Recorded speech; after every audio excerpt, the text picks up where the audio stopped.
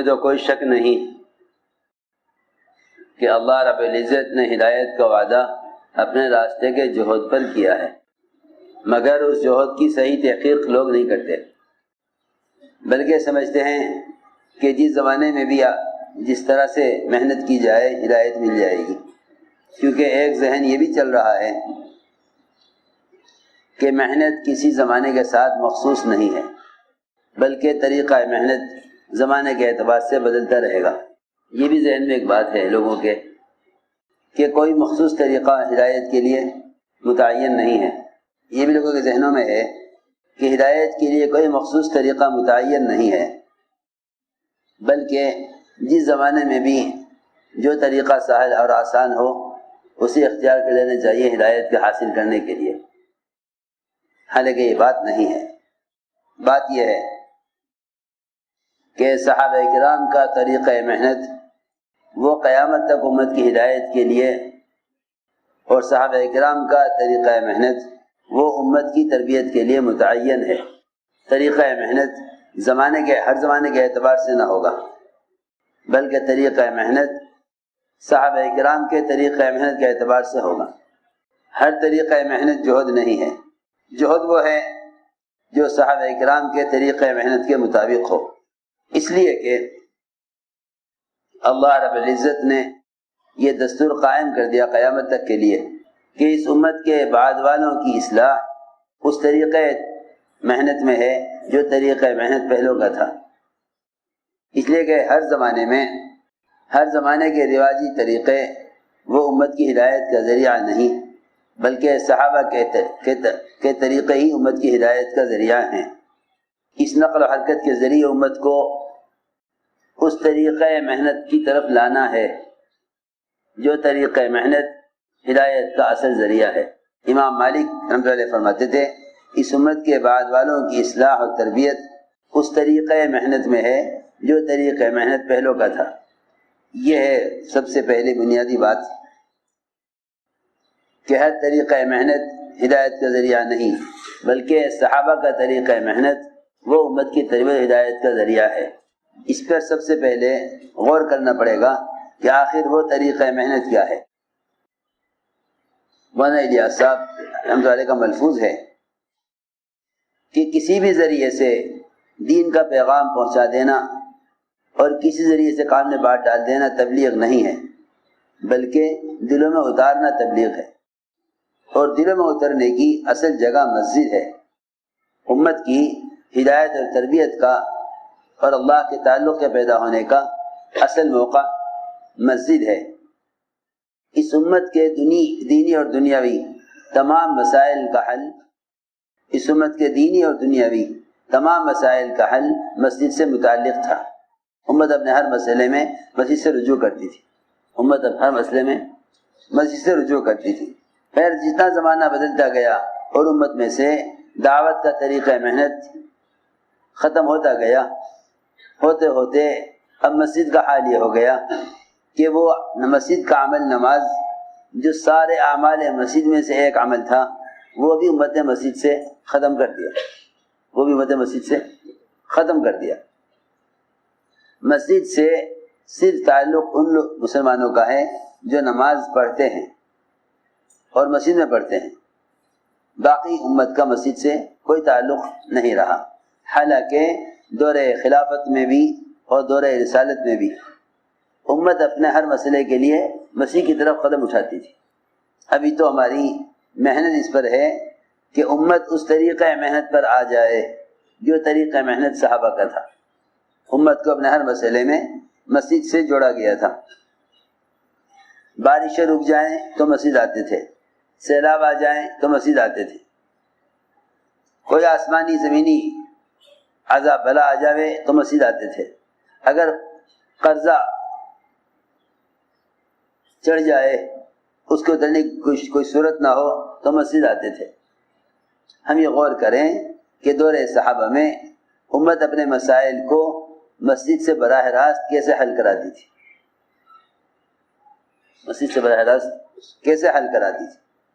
مسجد صرف نماز پڑھنے کی جگہ نہیں تھی، بلکہ مسجد ان اعمال کے مجموعے کا نام تھا جن کے ذریعے علم اور ایمان سے لے کر دنیاوی مسائل تک کو حاصل کیا جاتا تھا۔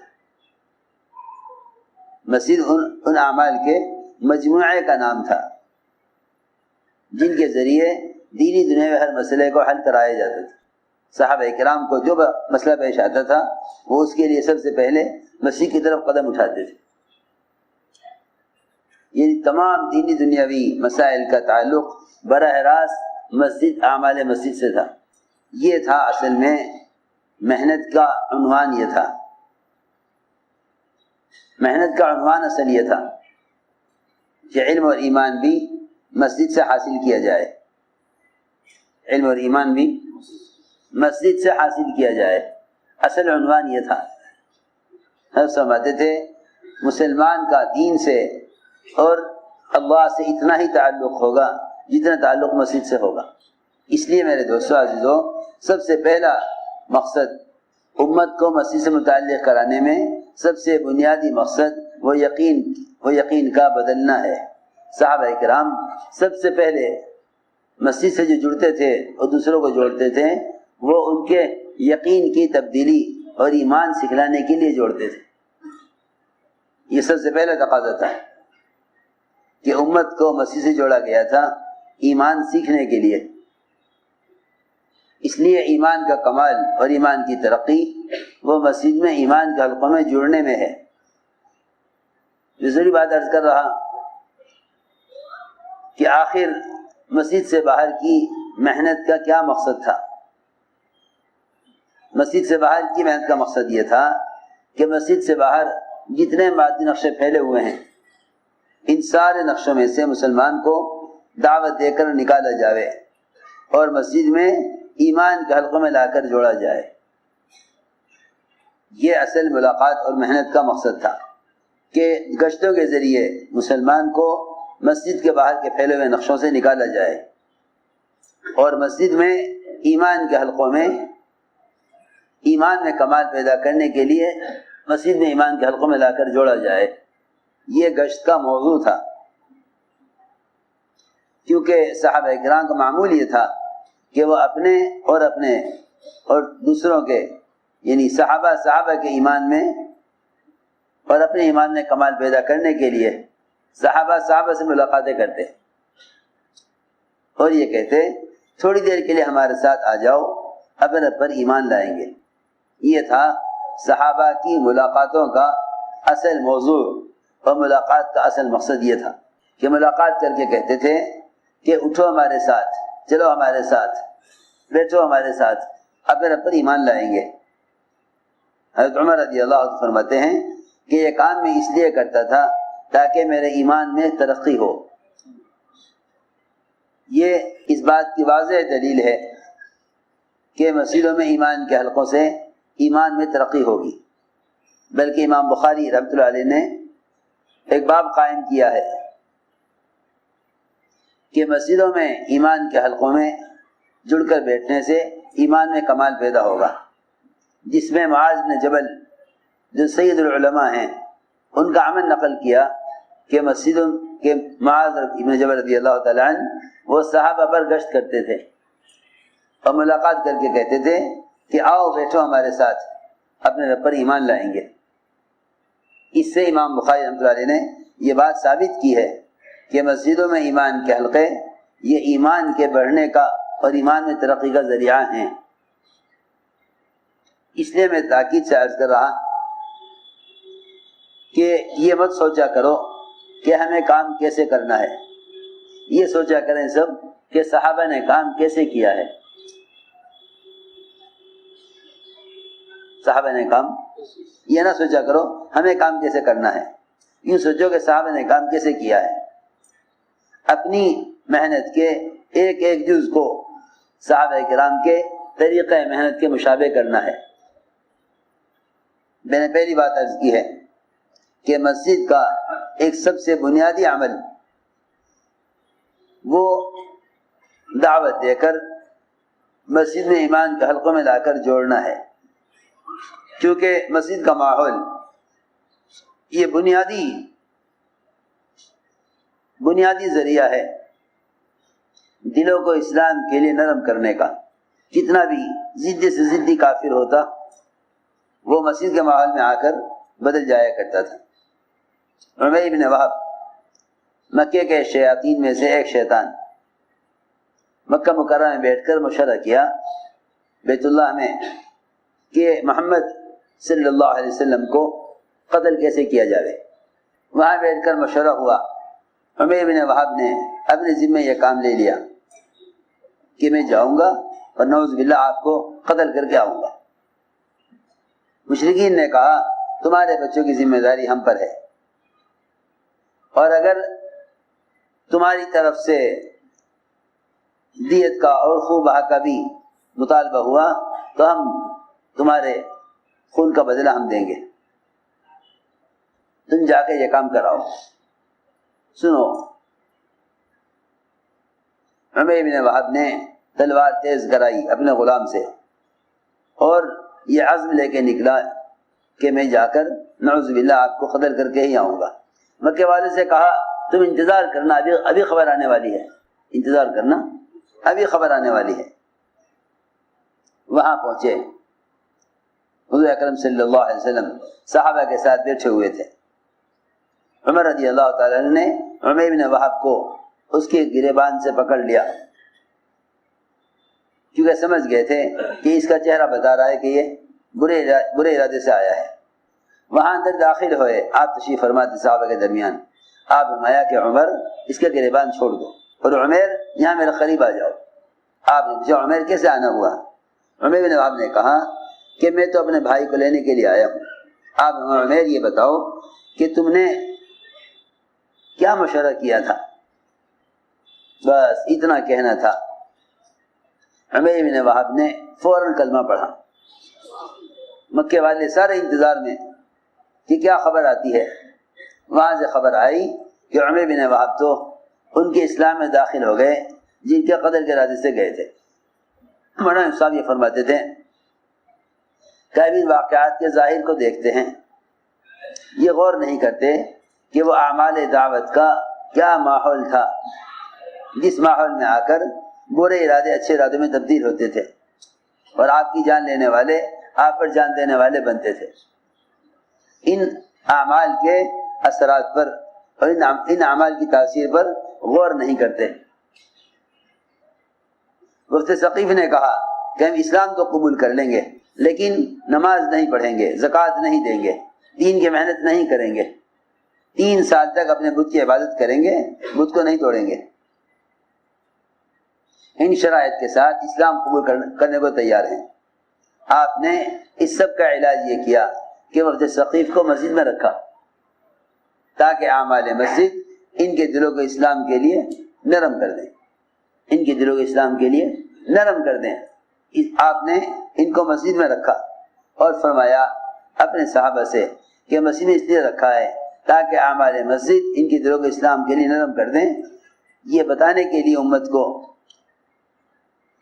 کہ اسلام کی رغبت اور اس کے فرائض کی اہمیت اعمال مسجد کے بغیر پیدا نہ ہوگی. جتنی امت اللہ سے بے تعلق ہے اس کی اصل وجہ اللہ کے گھر سے بے تعلق ہونا ہے. اللہ کے گھر سے بے تعلق ہونا ہے. اس لیے میں نے عرض کیا کہ یہ ایک حقیقت ہے کہ ہمارے گشت اور ملاقاتیں وہ امت کو اعمال مسجد سے جوڑنے کے لیے ہیں، امت کو اعمال مسجد سے جوڑنے کے لیے ہیں. کیونکہ مسجد کا ماحول یہ خود اللہ کا تعلق پیدا کرنے کی جگہ ہے. حدیث میں آتا ہے جو مسجد سے الفت رکھتا ہے اللہ اس سے الفت رکھتے ہیں. اس لیے یہ بات اچھی طرح سمجھ لو کہ ہمیں صحابہ کی طرح اپنی مسجد کو محنت و ملاقات کے دوران عمل سے خالی نہیں چھوڑنا ہے. کیونکہ دور صحابہ، دور رسالت میں بھی اور دور خلافت میں بھی مسجد کے اعمال مسلسل جاری رہتے تھے. باہر جتنے بھی رہنے والے تھے ان کے پاس جو وقت فارغ ہوتا تھا بلکہ وہ اپنے وقت کو تقسیم کیے ہوئے تھے. آدھی رات آدھا دن، تہائی رات تہائی دن، پوری رات پورا دن مسجد کو دینے والے تھے.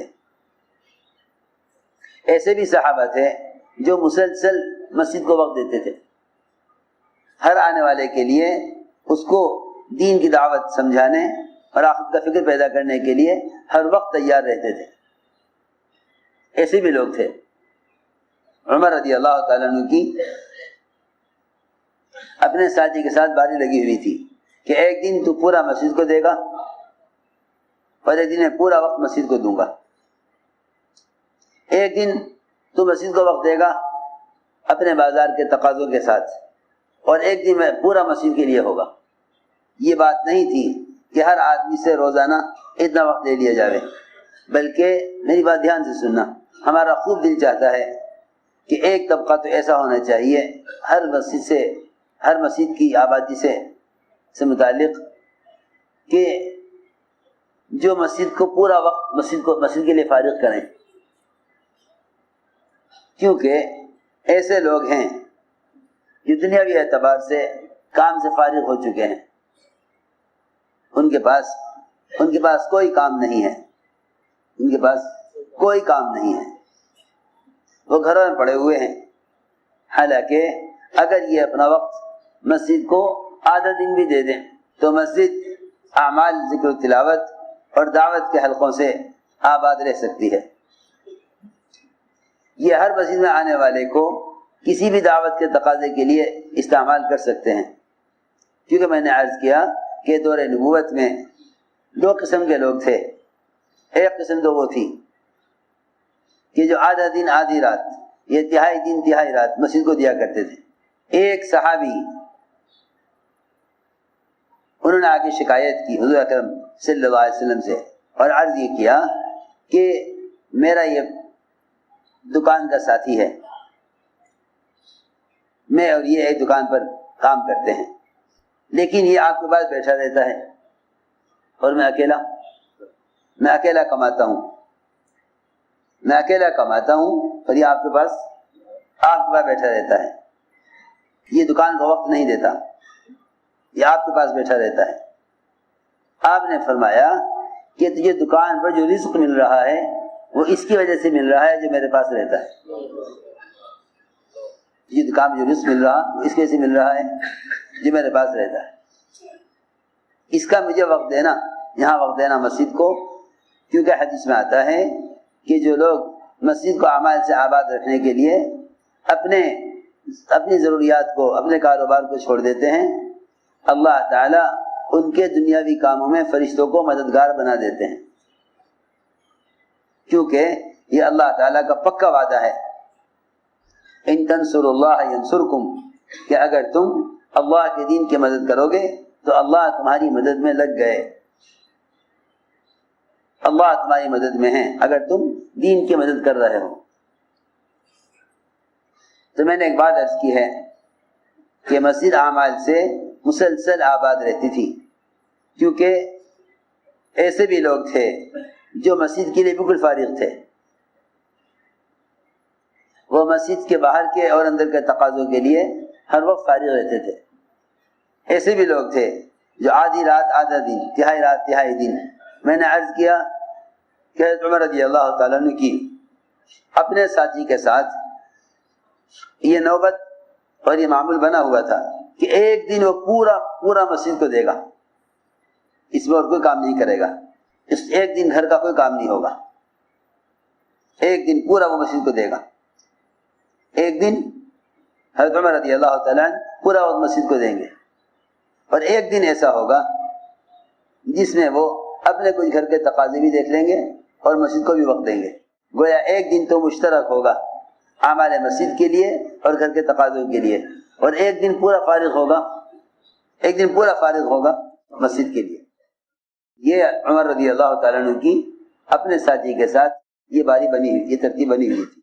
اس زمانے میں تو کوئی تصور ہی نہیں ہے اس کا کہ مسجد کو وقت دیا جائے.